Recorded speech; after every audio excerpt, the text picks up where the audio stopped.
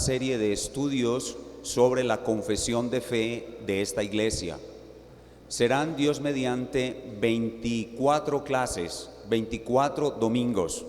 Y en esos 24 domingos vamos a exponer las doctrinas fundamentales de la fe cristiana.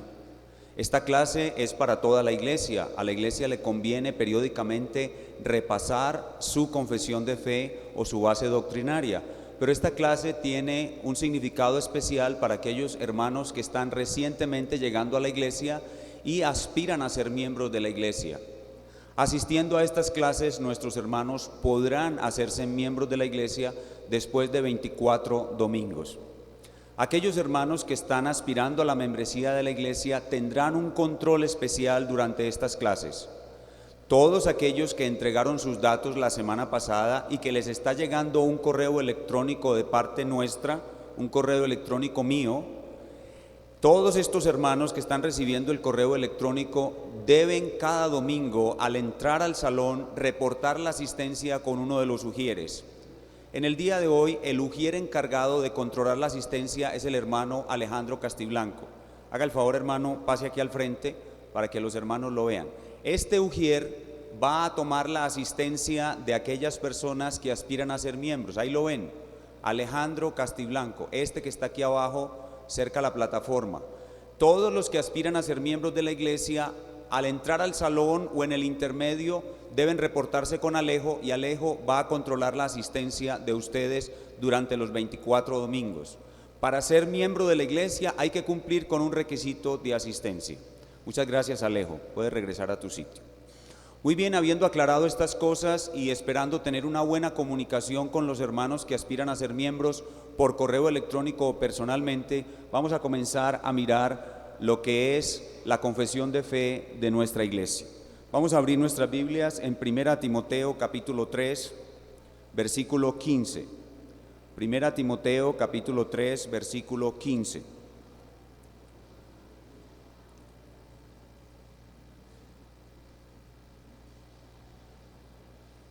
Vamos a leer desde el 14 para que la lectura tenga más sentido para nosotros.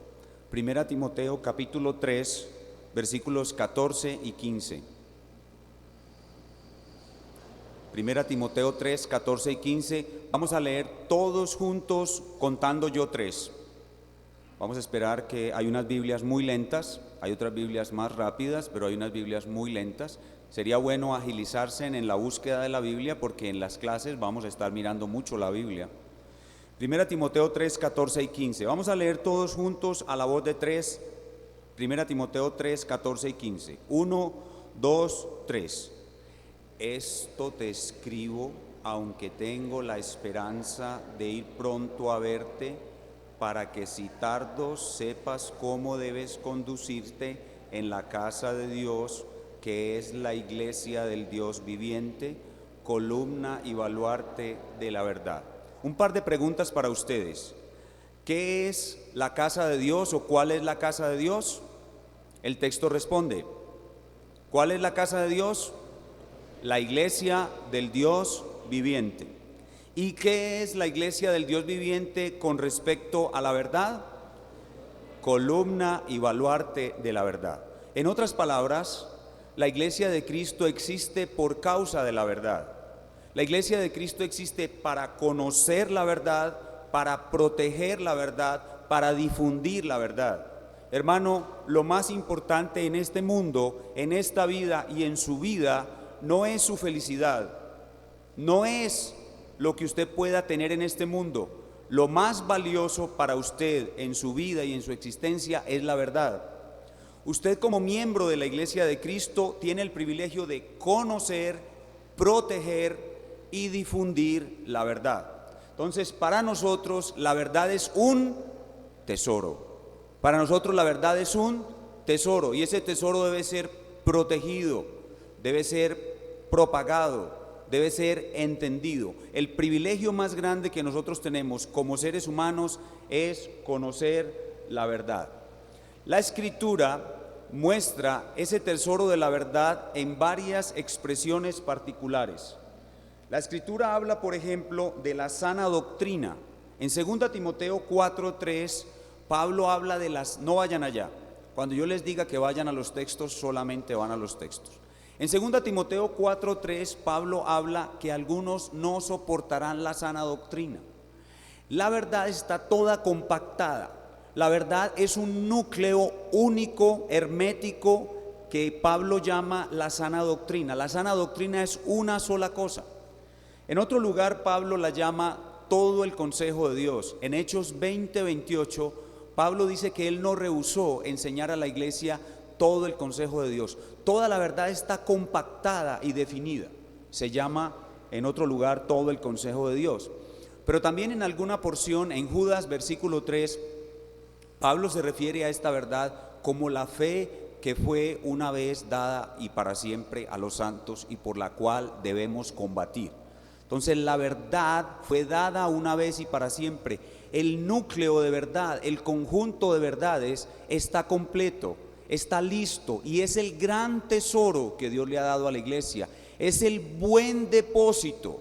Pablo llama a esta verdad en otro lugar el buen depósito e invita a Timoteo a que escoja hombres fieles que sean capaces de conocer ese buen depósito y pasarlo a otros, y que esos otros sean a su vez capaces de enseñarlo a otros, y ese buen depósito, ese tesoro de la verdad, esa fe una vez dada a los santos, ese consejo de Dios completo y esa sana doctrina es nuestro principal tesoro.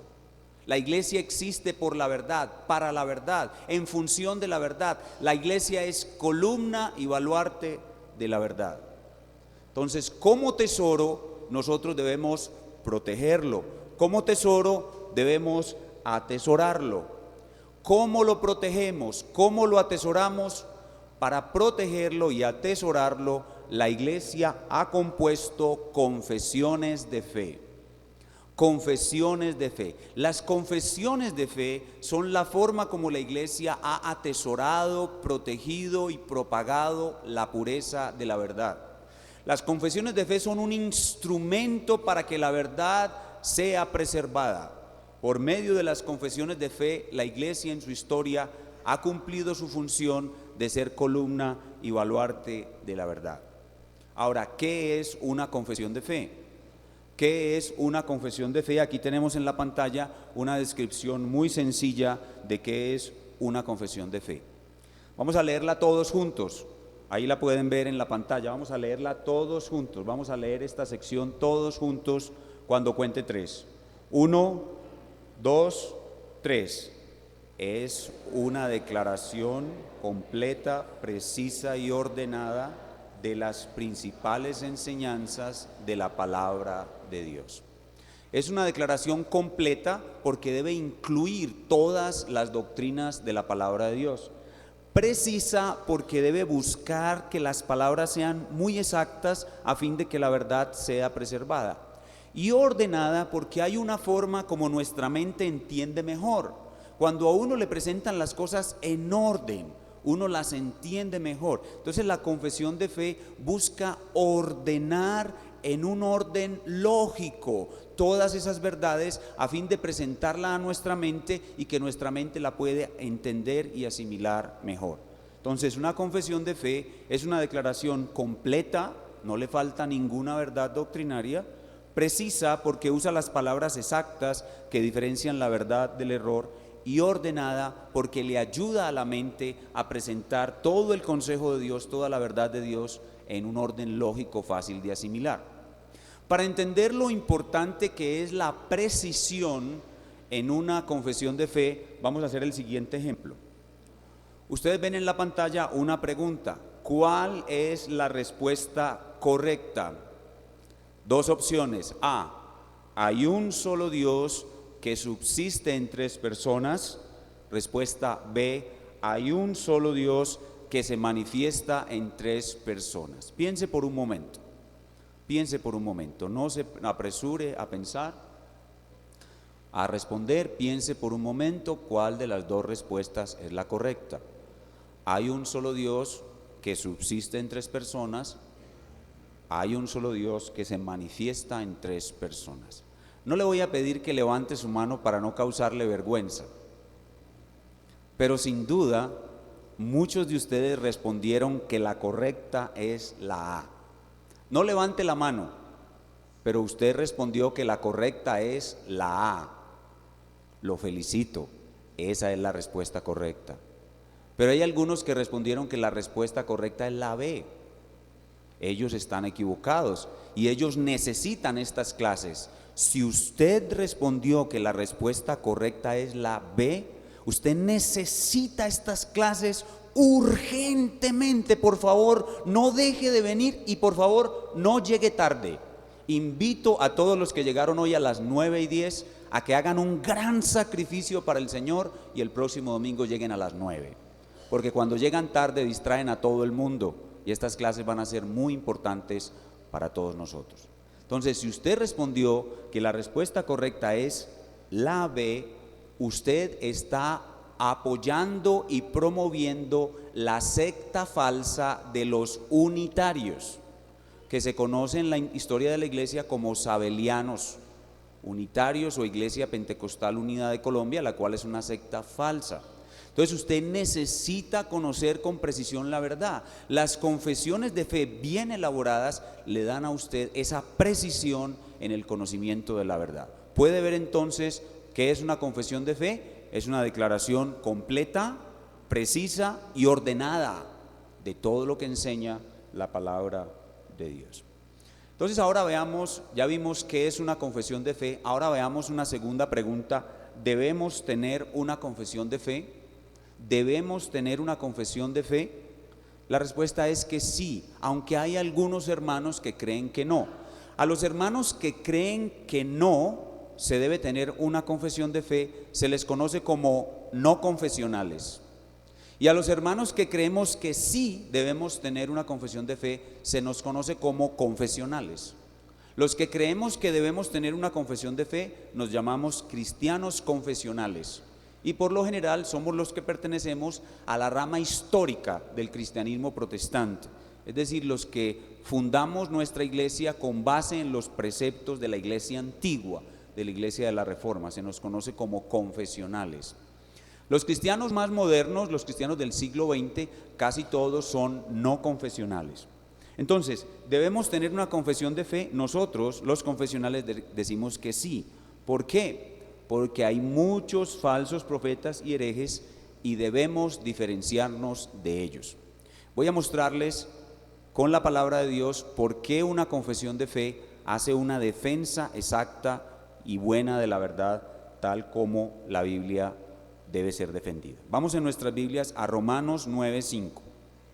Abramos todos por favor nuestra Biblia en Romanos 9:5. Romanos 9:5. Romanos 9:5.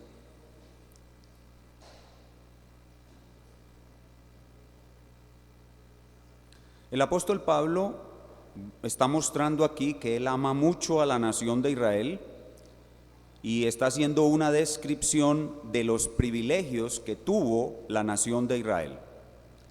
Vamos a leer todos juntos algunos de esos privilegios en el verso 5, a la cuenta de 3. 1, 2 y 3. De quienes son los patriarcas y de los cuales, según la carne, vino Cristo, el cual es Dios sobre todas las cosas, bendito por los siglos. Amén.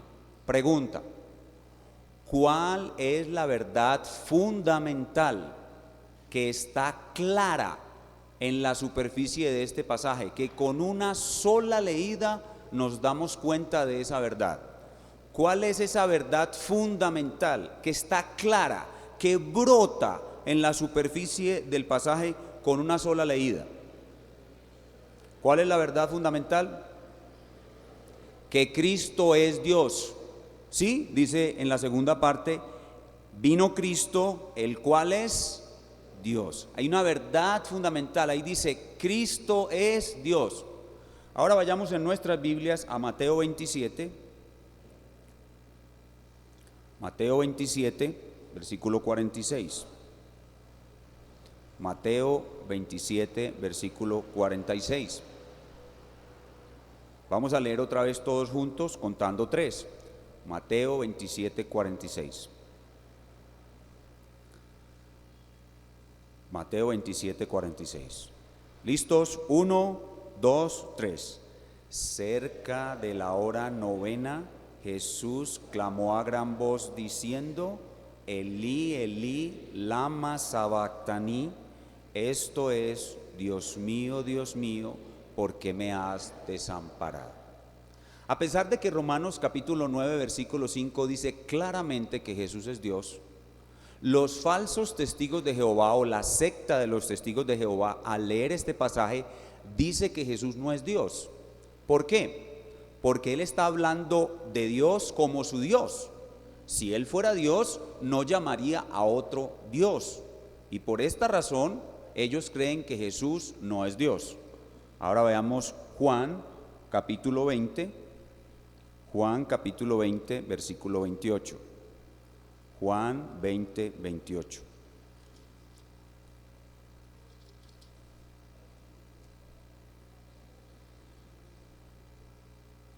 Juan 20, 28. Vamos a leer otra vez todos juntos, contando yo 3. 1, 2, 3. Entonces Tomás respondió y le dijo: Señor mío y Dios mío. ¿Cuál es la verdad fundamental que flota en la superficie de este pasaje? Que Jesús es Dios. Por lo menos para el apóstol Tomás, Jesús es Dios. Ahora veamos Colosenses 1:15. Colosenses 1:15. Colosenses 1:15.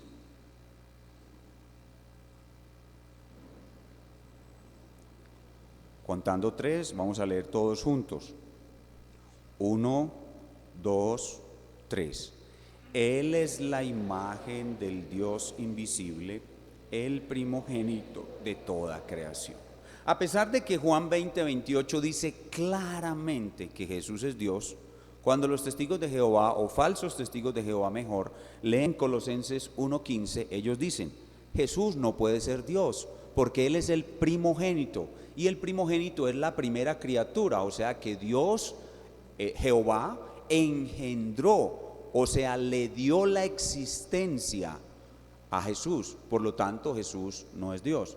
Entonces ustedes pueden ver que algunas personas, no teniendo capacidad para interpretar correctamente la Biblia, esto es, usando toda la escritura, poniendo énfasis en los pasajes claros, y por medio de los pasajes claros, iluminando los oscuros, llegamos a una conclusión doctrinaria, que es la verdad. Cuando yo analizo Romanos 9:5, Juan 20, 28, Hebreos 1:8, Primera de Juan 5:20, Juan 1:1 y otros, debo llegar a la conclusión de que Jesús es Dios, a pesar de que Mateo 27:46 y Colosenses 1:15 requieran una explicación especial de por qué esos dos pasajes no están negando que Jesús es Dios.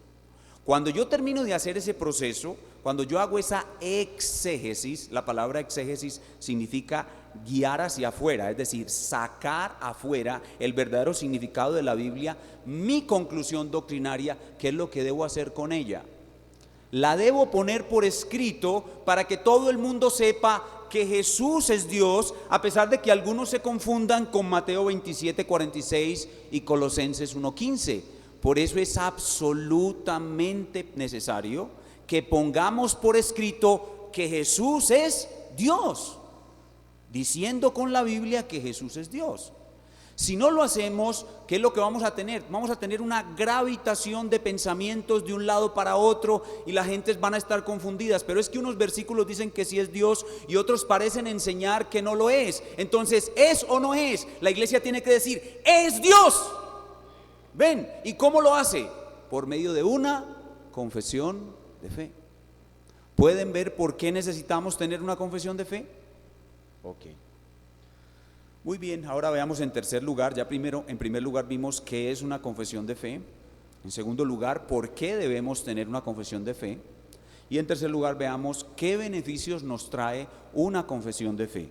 Y ahí en la pantalla vemos tan solo algunos.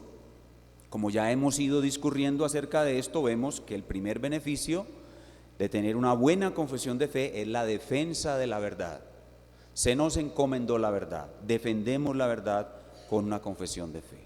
El otro beneficio es que la iglesia va a tener unidad. La unidad de la iglesia parte del hecho de que aquí todos creemos lo mismo, por lo menos en lo fundamental. Es imposible que estemos de acuerdo hasta en el más mínimo detalle. No vamos a estar de acuerdo en el más mínimo detalle. Por ejemplo, ahora, cuando estábamos comenzando el culto, unos hermanos estaban de acuerdo en que cerráramos la puerta a 3/4 y otros pensábamos que la puerta debería estar cerrada solo hasta la mitad. Nunca nos vamos a poner de acuerdo en todos los detalles, pero por lo menos en lo esencial debemos todos creer lo mismo, y eso es lo que produce unidad en la iglesia. Sin una confesión de fe, la iglesia no tiene unidad, y por tanto tampoco se puede establecer quién puede ser miembro de la iglesia. Puede ser miembro de la iglesia solamente aquel que cree lo mismo que cree esta iglesia, por lo menos en lo fundamental. Entonces la confesión de fe le da unidad a la iglesia. La confesión de fe establece la membresía de la iglesia. La confesión de fe nos permite evaluar a los ministros de la palabra. Si nosotros vamos a elegir un nuevo pastor, si vamos a tener aquí un nuevo pastor, lo primero que tenemos que hacer es examinarlo en su confesión de fe. Él debe creer lo mismo que nosotros y debe estar dispuesto a enseñar todo lo que nosotros enseñamos desde el púlpito y por las casas. Por tanto, los pastores ya establecidos, tenemos que tomar a ese hermano que es candidato para ser pastor y hacerle un examen riguroso sobre su fe. ¿Qué crees sobre esto? ¿Qué crees sobre esto otro? Todo basado en la estructura básica de nuestra fe. Lo mismo si vamos a invitar a un pastor a predicar. Hoy vamos a tener aquí el privilegio de escuchar a nuestro hermano, el pastor Alonso Valencia. Los pastores de esta iglesia invitamos al pastor Valencia con toda confianza, porque sabemos que él predica exactamente lo mismo que nosotros. Entonces, para evaluar un ministro de la palabra es absolutamente necesario la confesión de fe, pero también para poder tener continuidad histórica. A lo largo de todos los siglos de la historia de la iglesia ha elaborado confesiones de fe. El Espíritu Santo ha estado enseñando doctrina durante 21 siglos y la doctrina que Él ha enseñado en el pasado es parte de nuestro tesoro. Por eso tener una confesión de fe que tiene en cuenta las confesiones de fe del pasado, las que se produjeron antes de esa confesión de fe, es como decir, emparentarnos con esos grandes hombres de Dios que vinieron después de los apóstoles y en su quehacer teológico elaboraron y defendieron la verdad. La definieron y la defendieron. Entonces, despreciar las confesiones de fe de la iglesia es como montarnos en un edificio en el piso 21, estamos en el siglo XXI, y mirar hacia abajo y decir, oh, qué cosa tan hermosa, yo estoy aquí arriba y de aquí para abajo no hay nada. Es como estar en un edificio de 21 pisos que no tiene pisos del 1 al 20, sino un piso 21. Eso es algo absurdo. Cuando tenemos una confesión de fe que tiene en cuenta todas las enseñanzas de la historia de la iglesia, somos librados de la arrogancia de creer que nosotros somos los únicos que hemos conocido la verdad y que por medio de algún iluminado formando la iglesia ideal, ahora nosotros sí estamos defendiendo la verdad. Pero cuando tenemos una confesión de fe que tiene en cuenta las confesiones de fe del pasado, tenemos continuidad histórica. Estamos incluidos en una familia, que es la familia apostólica. Y eso nos hace sentir una identidad. Nosotros somos el pueblo de Dios, no una secta de iluminados, no una cosa que apareció reciente, no. Las verdades históricas de la fe cristiana han sido enseñadas por siglos y nosotros debemos adherirnos a ellas. Quizás el Espíritu Santo nos ayuda a entender mejor alguna doctrina, pero nosotros no vamos a descubrir nada nuevo. La verdad ha estado por siempre a lo largo de la iglesia. Entonces, ¿qué beneficio nos trae tener una confesión de fe? Defensa de la verdad, unidad de la iglesia y membresía, evaluación de los ministros de la palabra y continuidad histórica. Entonces ya vimos qué es una confesión de fe, por qué debemos tener una confesión de fe y qué beneficios nos trae una confesión de fe. Ahora veamos qué peligros tiene no tener una confesión de fe. Cuando una iglesia no tiene una confesión de fe, eso equivale a tener SIDA espiritualmente. El SIDA es una enfermedad en la cual el hombre no tiene defensas. Entonces cualquier pequeño virus se convierte para él en una enfermedad mortal. Cuando una iglesia no tiene una confesión de fe, cualquier enseñanza novedosa penetra en la iglesia inmediatamente porque no hay un muro que la detenga. Entonces sucede mucho, por ejemplo, en las iglesias que no tienen una confesión de fe y que son guiadas por supuestos apóstoles, que el apóstol tuvo una visión, tuvo un sueño, tuvo una idea, y aparecen toda clase de locuras y de ideas estúpidas, y la gente las abraza como si fueran la verdad de Dios. Y es que ahora hay que tener el DNA de Jesucristo. Entonces hay algunos que dicen que tienen el DNA de Jesucristo. El otro dice que los demonios, para poder destruir los demonios, hay es que explotarlos. Entonces andan por ahí explotando demonios. Después viene el mover de la risa santa, y el culto es una sola carcajada. Y a la iglesia que no tiene una confesión de fe entra cualquier cosa. ¿Por qué? Porque no hay una barrera. La confesión de fe es una barrera. La confesión de fe mantiene pura la verdad doctrinaria dentro de la iglesia. ¿Qué peligro tiene entonces no tener una confesión de fe? Es la desviación doctrinaria, ser arrastrados por novedades, las cuales casi siempre son falsas. Muy bien, y ahora veamos cuál es nuestra confesión de fe. ¿Cuál es nuestra confesión de fe? Después de haber visto qué es una confesión de fe, por qué debemos tener una confesión de fe, qué beneficio nos trae tenerla y qué peligros no tenerla, veamos cuál es nuestra confesión de fe. Nuestra confesión de fe es la Confesión de Fe Bautista de Londres de 1689. Confesión de Fe Bautista de Londres de 1689. Vamos a tratar de responder a esta pregunta: ¿por qué adoptamos esta confesión de fe y no otra? Y eso lo vamos a hacer viendo un breve estudio de esta confesión de fe, cómo se originó esta confesión de fe, la Confesión de Fe Bautista de Londres de 1689. Y para poder responder a esa pregunta debemos hacer un recorrido rápido sobre la historia de credos y confesiones de fe. La historia de los credos y las confesiones de fe comienza con el período posapostólico. Una vez los apóstoles murieron, los herejes obligaron a la iglesia a producir confesiones de fe. Uno de los herejes más destacados fue Arrio, que es, digamos, como el patriarca de los testigos de Jehová, de la secta Testigos de Jehová. Arrio precisamente negaba que Jesús es Dios, usando los versículos que leímos ahorita. Entonces la iglesia tuvo que reunirse para combatir a Arrio en el período posapostólico. Y en esa lucha por la verdad se produjeron credos antiguos, los credos antiguos o confesiones de fe antiguas, dentro de los cuales está el llamado credo de los apóstoles, que se produjo en el siglo II. No fue escrito por los apóstoles, pero sí transmitió lo que oralmente los apóstoles enseñaron. Luego aparece el credo niceno, que fue escrito precisamente para contrarrestar la herejía de Arrio sobre que Jesús no es Dios. Luego Atanasio, el credo de Atanasio, que fue el gran gigante de la fe de esa época, siglo III, fue Atanasio de Alejandría. Y luego el credo constantinopolitano y otros credos antiguos que se centraban en tópicos muy específicos de la fe.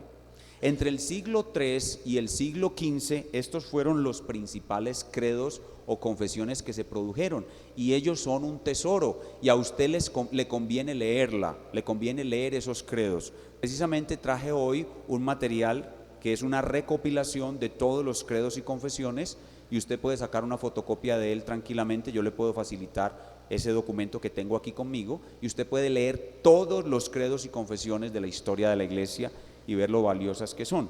Entonces, entre el período posapostólico y la reforma protestante no se produjeron confesiones de fe, exceptuando algunas pocas: el credo de los valdenses, el credo de los albigenses, el credo de los hugonotes. Son pequeños grupos aislados que produjeron confesiones de fe, porque la mayoría de la iglesia estaba dominada por el catolicismo romano y su falsa fe, su falso evangelio.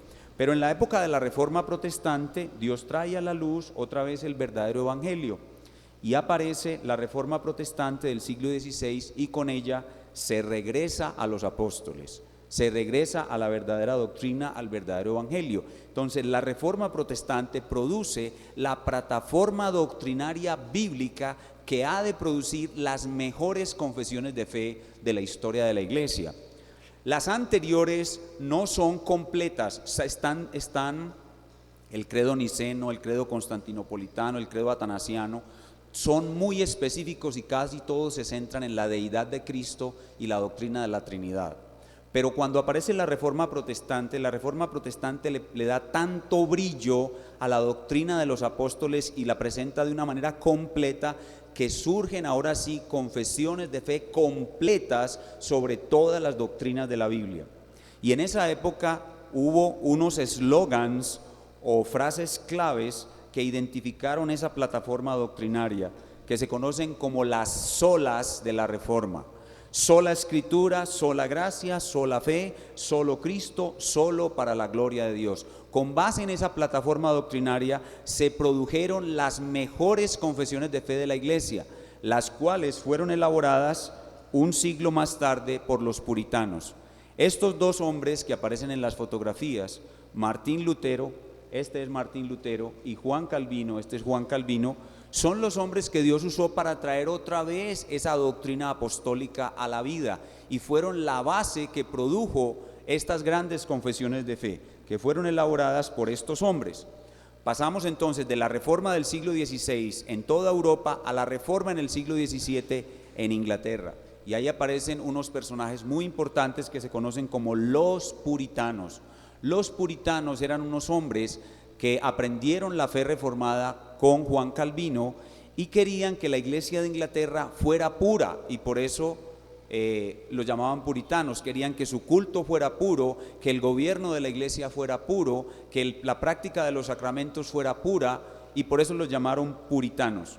Y dentro de esos puritanos hubo tres grupos que subsisten hasta el día de hoy: los presbiterianos, que son nuestros hermanos reformados, los presbiterianos; los bautistas, que somos nosotros; y los congregacionales, que son hermanos independientes. Nosotros escogemos la Confesión de Fe de Londres bautista porque nosotros creemos que los niños pequeños no deben ser bautizados. Nosotros creemos en el bautismo de creyentes solamente, pero nuestros hermanos presbiterianos, que eran puritanos también, creían en el bautismo de los niños. Nosotros no creemos en el bautismo de los niños, y por eso, como hubo en esa época personas que no creyeron en el bautismo de los niños y se llamaron bautistas o credo bautistas porque bautizaban solo creyentes, así nosotros encontramos que después de estudiar toda la doctrina y no creer en el bautismo de los niños, el grupo histórico con el cual debemos alinearnos es con los bautistas, porque nosotros no creemos que los niños deban ser bautizados. Hoy vamos a tener bautismos al final del culto. El pastor Luis Upegui de la iglesia Semillas de Fe va a hacer bautismos aquí está el bautisterio, y vamos a hacer bautismo por inmersión, no por aspersión sobre la cabecita del niño, sino por inmersión, y no sobre un niño que no está consciente de su fe, sino un bautismo en un adulto que confiesa públicamente que se ha arrepentido de sus pecados y cree en Cristo. Entonces, por eso nosotros escogimos la Confesión de Fe de Londres de 1689, porque nosotros somos bautistas. Entonces, en esa época puritana del siglo XVII surgieron las tres confesiones de fe más completas y más importantes de toda la historia de la iglesia, que son la Confesión de Fe de Westminster. El nombre Westminster es el nombre de una capilla que todavía existe en Londres. Allá es donde va a oír el culto la reina Isabel. Y ahí se reunieron los puritanos para producir la primera confesión, que es la Confesión de Westminster. Luego la Confesión de Londres bautista, que es la nuestra, y la Confesión de Savoy, que es la de los congregacionales. Y en la producción de esas confesiones de fe participaron grandes hombres de Dios, mucho más inteligentes que nosotros, mucho más dotados por Dios que nosotros, y nosotros no debemos despreciar a esos grandes hombres. Muchos de ellos con su propia vida, con su propia integridad, pusieron sus vidas en peligro y sufrieron el martirio para producir esas confesiones de fe, como por ejemplo el caso de John Bunyan. Aquí tienen a John Bunyan, el autor del famoso libro El progreso del peregrino. Si usted va a pertenecer a una iglesia bautista y no ha leído el libro del progreso del peregrino, o por lo menos ha visto el video, le falta pelo pa'l moño, como decimos aquí. Así que una buena cosa esta tarde, si usted no ha leído el libro del progreso del peregrino, por lo menos esta tarde entre y busque en internet El progreso del peregrino y lea ese video. Hay una versión moderna y una versión antigua. Les recomiendo la versión antigua, que es producida por Ken Anderson Films. Ken Anderson Films. John Bunyan, un mártir de la fe reformada, John Owen, el príncipe de los puritanos, uno de los grandes genios de la fe cristiana, y Jonathan Edwards, el gran predicador americano, el gran teólogo, el norteamericano más sabio en la palabra de Dios que ha existido. Entonces, ¿cómo vamos a despreciar lo que estos hombres hicieron? Estos hombres produjeron entonces estas dos grandes confesiones de fe. La confesión de fe de Westminster, que es el símbolo. A las confesiones se les conoce como símbolos y al estudio de las confesiones se conoce como teología simbólica.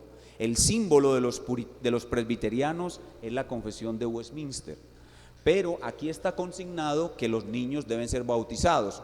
Por eso los hermanos bautistas o los precursores bautistas de la época tomaron todo lo que dice la confesión de Westminster casi al pie de la letra para mostrar un acuerdo sustancial con los otros puritanos, pero no están en acuerdo con el bautismo de los niños, y produjeron la confesión de Londres de 1689, la confesión bautista, y por eso es que nosotros adoptamos esta confesión. Pero hay una gran hermandad. Ustedes ven que aquí vienen a predicar presbiterianos, al seminario vienen a enseñar presbiterianos.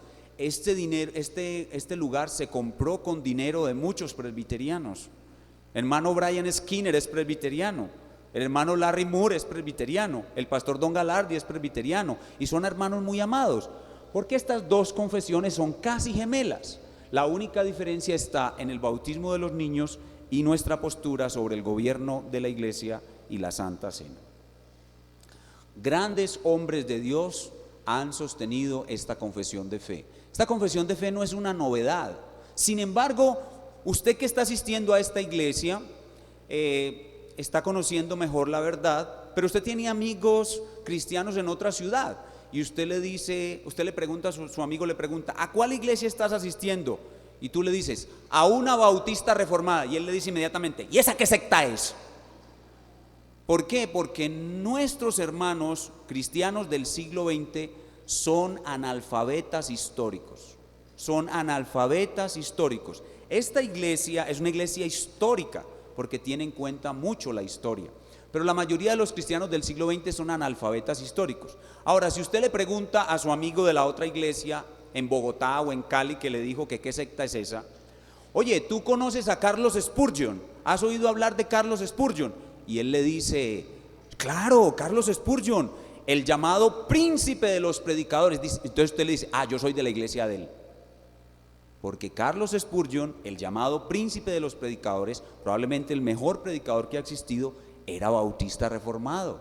O sea, él seguía la confesión de fe de Londres de 1689. Es más, cuentan que cuando se construyó el templo de su iglesia, el lugar de congregación que se llama Tabernáculo Metropolitano, y estaban poniendo los cimientos, cogió un ejemplar de la confesión y lo tiró a donde estaba el cemento, para que sirviera como símbolo de que sobre esta confesión se iba a mantener siempre su iglesia, y así sucede hasta el día de hoy. Ahí predica un gran doctor, que es el doctor Peter Masters, y esta iglesia conserva aún la fe de este gran hombre que fue Carlos Spurgeon. Entonces, cuando usted diga que usted asiste a una iglesia bautista reformada y le digan: ¿qué secta es esa?, usted diga: la secta de Spurgeon, porque Spurgeon era bautista reformado.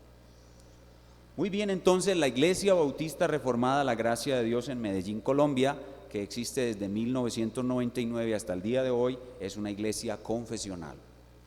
Y es una iglesia que sigue la confesión de fe de Londres de 1689. Y lo que vamos a hacer en los próximos 24 domingos es estudiar no toda la confesión, sino sus doctrinas fundamentales. Los hermanos que están aspirando a la membresía sí van a estudiar toda la confesión. Yo les voy a dirigir por internet en una serie de tareas y estudios. Ellos van a estudiar toda la confesión, pero nosotros aquí en el púlpito en estas clases vamos a estudiar solo un resumen de esta confesión, que hemos titulado Doctrinas Fundamentales. Y esas doctrinas fundamentales serán las siguientes: inspiración. Voy a estar leyendo lo que está en rojo y subrayado. Estas son las doctrinas fundamentales que vamos a estudiar. inspiración plenaria y verbal de la Escritura, la grandeza y soberanía de Dios, la Trinidad de Dios, el decreto de Dios, la predestinación, la soberanía de Dios y la responsabilidad humana, la doble naturaleza unipersonal de Cristo, la justificación por la fe sola, las doctrinas de la gracia, el arrepentimiento para vida, la vigencia de la ley moral de Dios, la importancia de la iglesia local, el gobierno de la iglesia local, la disciplina eclesiástica, el día de adoración, el principio regulativo de la adoración, la predicación expositiva, el estado del hombre después de la muerte y finalmente, cuando terminemos estas doctrinas, vamos a ver los eventos finales y lo que podríamos llamar los deberes fundamentales del cristiano, que son los medios de gracia, mortificación del pecado, una mente preparada para la aflicción, las buenas obras, el evangelismo y cómo honrar a Dios con nuestros bienes. Entonces ahora, para terminar, vamos todos a repetir conmigo uno a uno todas las doctrinas que vamos a estudiar. Mientras yo voy pasando la diapositiva y ustedes leen lo que está en rojo y subrayado. Vamos a ir metiendo estas doctrinas en nuestra cabeza y nos vamos a ir familiarizando con ellas. Entonces, a la voz de tres, comenzamos leyendo esta primera doctrina que vamos a estudiar, y cuando pase la siguiente diapositiva, leemos en voz alta la que sigue. 1, 2, 3. Inspiración plenaria y verbal de la Escritura, la grandeza y soberanía de Dios, la Trinidad de Dios, el decreto de Dios, la predestinación, la soberanía de Dios y la responsabilidad humana, la doble naturaleza unipersonal de Cristo, la justificación por la fe sola, doctrinas de la gracia, el arrepentimiento para vida, la vigencia de la ley moral de Dios, la importancia de la iglesia local, el gobierno de la iglesia local, la disciplina eclesiástica, el día de adoración, el principio regulativo de la adoración, la predicación expositiva, el estado del hombre después de la muerte y los eventos finales. Muy bien, son las 9:45 en punto. He cumplido exactamente con lo que se me encomendó. Vamos a orar al Señor para que este estudio sea de gran bendición, y en estos 15 minutos vamos a atender en lo que sea posible vuestras preguntas. Vamos a inclinar nuestro rostro y a orar al Señor. Padre nuestro, damos muchísimas gracias por este espacio que llamamos clase de escuela dominical, donde podemos aprender a manera de clase o estudio interactivo más acerca de tu palabra. Te damos muchísimas